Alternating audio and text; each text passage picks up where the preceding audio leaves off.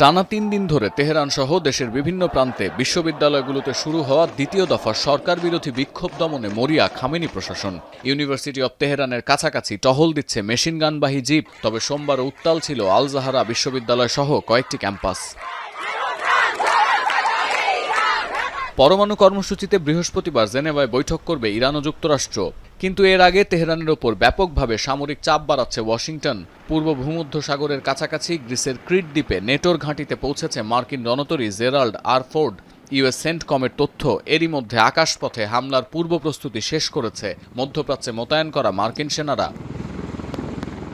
তবে এখানেও আছে বিপত্তি। সিবিএস নিউজের প্রতিবেদনে বলা হচ্ছে, ইরান ইস্যুতে পেন্টাগনের সাথে দূরত্ব বেড়েছে ট্রাম্পের।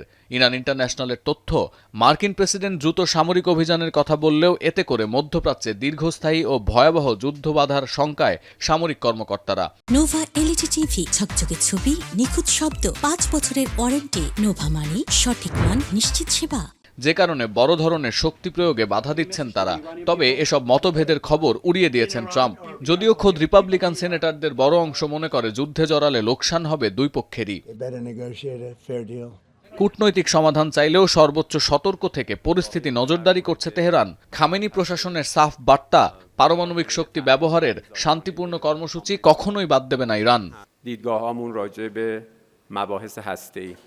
এদিকে নিষেধাজ্ঞার মধ্যেও অর্থনীতিতে ঘুরে দাঁড়ানোর পথ খুঁজছে ইরান। আল জাজিরার তথ্য, ট্রাস্টি বা বিশেষ অংশীজনদের সঙ্গে যোগাযোগ করে গোপনে তেল বিক্রি বাড়িয়েছে তেহরান। সতীর্থ কর্মকার, এখন বিশ্ব।